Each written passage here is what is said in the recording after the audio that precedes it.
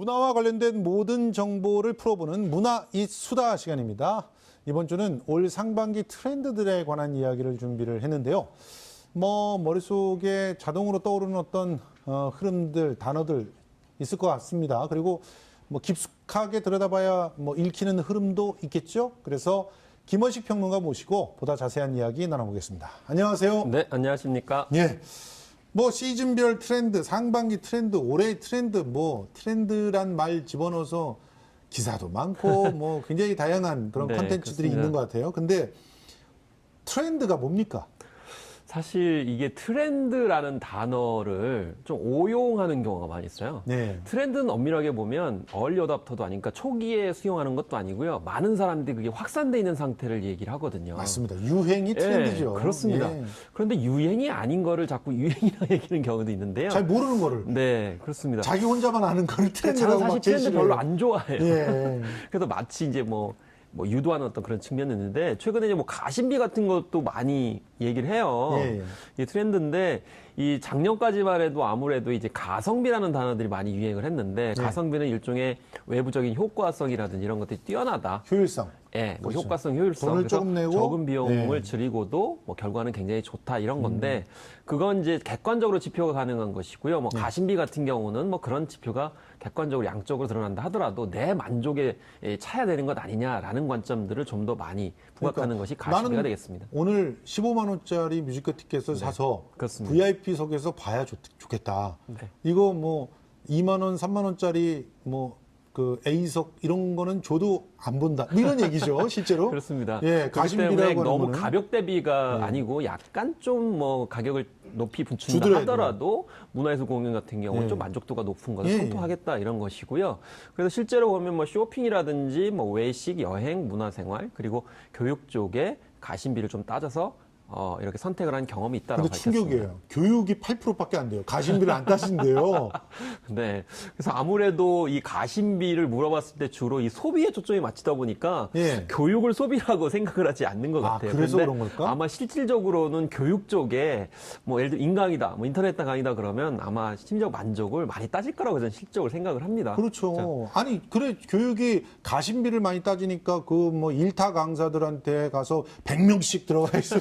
그런 수업 들어가가지고 그 비싼 강의료 내고 받는 거 아니에요. 네, 그렇습니다. 아마 교육 쪽만 따로 해도 예. 그런 게 높아질 것 같고요. 근데 그렇죠, 확실히 필요하죠. 이 쇼핑, 외식은 가심비가 많이 좌우하는 것 같아요. 요즘엔 네. 싸다고 해서 사기보다는 네. 뭐랄까 조금 양질인 것, 네. 예, 외식도 조금 더 맛있는 곳 이런 데를 더 찾잖아요. 그래서 그게 이제 비슷한 개념, 연관 개념 중에 하나가 이제 작은 사치예요. 근데 맞아요. 작은 사치는 주로 디저트 시장에서 출발을 했습니다.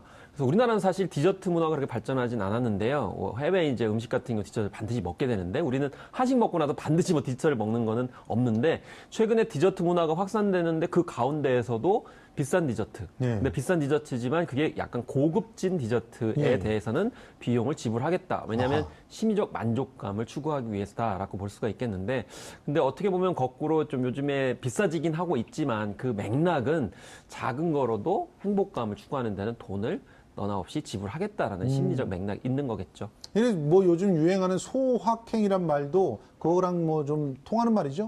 그래서 이제 비슷한 연관 개념으로 탕진잼도 사실 있었고요. 맞아요. 탕진잼 같은 경우는 말이 좀 이렇게 탕진하다는 느낌이 있지만 원래는 이제 문구점이나 이런 데 가서 네. 정해진 한도 내에서 마음껏 소비하는 거거든요. 그렇죠. 문구류를 산다든지. 주머니에 2,000원 있으면 2,000원어치 다 질러버리는 그렇습니다. 이런 거. 그런 데 재미를 느끼는 건데 예. 이제 소확행이 약간 좀 확장시킨 개념인데 원래 무라카미 하루키의 소설 속에 나오는 거죠. 예. 그래서 일상생활 속에서 이 소소한 거 가지고 확실한 행복을 추구하는 행태인데 예. 맥락은 그 단어가 중요한 것은 아니고요. 전반적으로 일상생활 속에서 작은 것을 통해서 나 자신을 위한다. 예. 만족감을 추구하는 형태. 가심비도 마찬가지죠. 결국 예. 만족이라는 데 초점을 맞추고 있다라는 거죠. 그런데 요즘 유통업계 확실하게 좀 새로운 흐름은 있는 것 같아요. 그게 뭐냐면은 소비자가 바로 직접 소통을 하는 거예요. 네. 아예 소통도 소통이고 판매도 그렇고 어떤 유통 공간들을 통하지 않고 바로 D2G라고 해야 되나요? 그렇죠. 다이렉트 투 컨서머라고 네. 할 수 있겠는데요. 컨서먼트라고 할 수 있겠는데 이런 같은 게 D2C? 제조업체가 그렇죠. 가격 경쟁력을 높이기 위해서 그러니까 유통 채널, 그러니까 유통 플랫폼을 거치게 되면 아무래도 마진이 떨어지게 되는 그렇죠. 상황이고요. 예. 또 구입하시는 분들 같은 경우에 또 비싼 비용을 들이게 되죠. 근데 사실 이거는 인플루언서의 어떤 느낌들을 많이 적용을 한 거예요. 예. 그러니까 주로 SNS, 그러니까 페북이라든지 인스타그램 같은 경우에는 거기서 이제 영향력 있으신 분들이 바로 이렇게 상품 같은 것들 연결해 주게 되면 아, 정말 좋구나라고 해서 사용을 하거든요. 예. 근데 이 단계를 좀 벗어나 가지고 직접 제조업체들이 자신들의 작품들을 SNS를 통해서 올리게 되고 대표적인 그것을 회사 접촉하는 알아요. 거죠.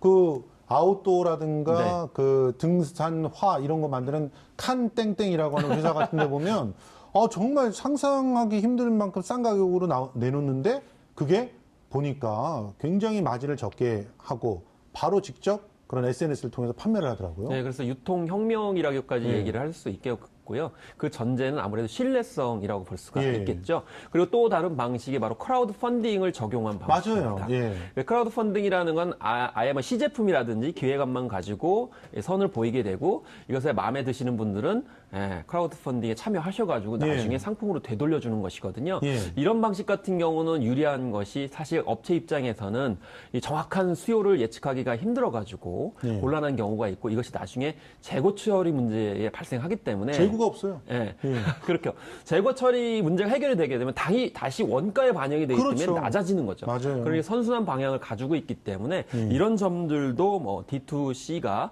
새로운 트렌드로 발생할 수 있어서 뭐 소확행이나 이런 단어처럼 반드시 어떤 단어 조합이 아니고 예. 이런 실체적인 어떤 흐름들도 지금 나타나고 있다는 그리고 거죠. 그 펫코노미라고 하는 그런 그 말도 확실히 트렌드인 것 같긴 해요. 확실히 트렌드예요. 예. 뭐 일단 반려동물이라고 하는 용어 자체가 이 가족 구성원이라는 뜻이거든요. 그렇죠. 근데 새로 가족 구성원이 됐는데 이 새로 가족 구성원들도 뭔가 이제 소비를 해야 되잖아요. 그렇죠. 뭐 이제 뭐 먹는 것도 먹어야 되고 예. 또 심지어는 뭐 화장실도 가야 됩니다. 그럼요. 심지어 또 옷을 뭐 사입히는 경우도 있고 예. 또 용변에 관련된 다양한 서비스도 보이게 되는데요.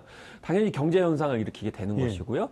그리고 지금 현재 뭐 새로 서비스 보인 거 보니까 이 스마트 화장실인데 이 반려동물을 이용할 수 있도록 예. 이렇게 실제로 모델이 나왔더라고요. 그러니까 새로운 이제. 기술이 막 발전하는 거예요. 네, 그렇습니다. 예. 그래서 이런 측면들도 이해할 수가 있겠는데요. 그래서 이 실제로 이렇게 사례를 보시면은 이렇게 자동 고양이가 화장실. 들어가지고 화장실에서 이제 사용을 하게 되면 이게 자동적으로 예. 이 세척을 하게 되고 예. 또 알림을 통해서 배설 활동을 이제 관리하게 되는 그런 스마트 시스템들을 요즘에는요, 접합하고 있다는 거죠. 뭐가 또 인기 있냐면 펫 목욕시킨 다음에 말리는 기계가 있어요. 네, 그렇죠. 네. 그 기계 안에 잘 집어넣어 놓으면 거기서 이제 간식 먹을 동안에 쫙 마르는 기계. 네. 털도 안 날리고. 네. 그러니까 그런 기술들이 자꾸 발전을 하면서 새로운 경제계를 구축을 한다는 그런 얘기인데. 그렇습니다. 그래서 사실 저는, 휴가철이 다가오는데 휴가철에도 이제 고양이 호텔이라고 그래가지고 예. 굉장히 경쟁이 치열할 정도로 지금 맞습니다. 각광을 받고 있는 등 다양한 서비스들이 나오고 있습니다. 사람 호텔보다 고양이 호텔부터 먼저 선점하더라고요. 4차 산업혁명 얘기도 자주 나오는데 그 뭐 IT 트렌드, 교육 트렌드 이렇게 나오잖아요. 4차 산업혁명 바람 꽤 그래도 거세죠? 근데 이제 사실 문재인 정부에서는 혁신성장이라는 단어들을 더 많이 쓰기를 원합니다. 그래서 4차 산업혁명 같은 경우는 뭐 IT 쪽에 약간 초점이 맞춰져 있기 때문에 전반적으로 견인을 하려고 하는 것인데요. 그래서 사실 좀 구별이 필요합니다. 예. 예를 들면은 빅데이터 같은 경우는 실체가 없는 경우가 많아서 좀 더 미래 예측보다는 실제적인 어떤 교통 수요나 이런 쪽에 초점 맞춰가지고 좀 생각을 해야 되고요. 실체가 확실한 거, 예를 들면 드론 같은 경우에는 실제로 어떤 운송수단이라든지 배달이라든지 응급 구조라든지 이런 측면에서 봤을 때 굉장히 유의미하고 그쪽에 많이 초점이 맞춰져 있고요. 또 IoT 같은 경우에 이제 사물 인터넷인데 이 사물 인터넷 같은 경우에도 이제 4세대 어떤 인터넷 시스템으로 부각이 되고 있습니다. 이 AI 같은 경우도 좀 약간 주의를 하셔야 되는데요. AI하고 로봇하고 결합해가지고 일종의 휴머노이드가 나올 것처럼 좀 약간 과장해서 말하는 경우가 있어요. 근데 이 진짜 전문가들의 얘기를 들어보면 이제 휴머노이드까지는 아니고요. 그렇죠. 그리고 실제적으로 AI 같은 경우에 지금 현재 인공지능 스피커 정도의 어떤 큐레이션 서비스이기 때문에 좀 이 너무 지나친 공포를 갖기보다는 좀 인간의 도움이 되는 그런 실제적인 내용을 가지고 주로 분별하셔가지고 보시는 것이 필요할 것 같습니다. 자, 올 상반기 트렌드들 좀 이렇게 살펴봤는데 어떻게 뭐 이 트렌드들이 어떤 영향을 끼칠 수 있을까요? 또 문화적으로는 어떤 의미를 지니고 있을까요? 이제 주 52시간이잖아요. 그래서 이제 출퇴근 시간 같은 경우도 뭐 이제 뭐 저녁 있는 삶으로 연결이 된다 이렇게 얘기를 하고 있어요. 그런데 또 한편으로는 이제 유연 근로자나 이런 탄력 근로제에 따라서 이제는 출퇴근 시간도 다르고요. 또 여가를 보내시는 시간, 문화 시간을 이제 다르기 때문에 트렌드도 아마 그 어떤 시간대에 맞춰가지고 다양화될 가능성이 충분히 있다고 그렇죠. 생각이 듭니다.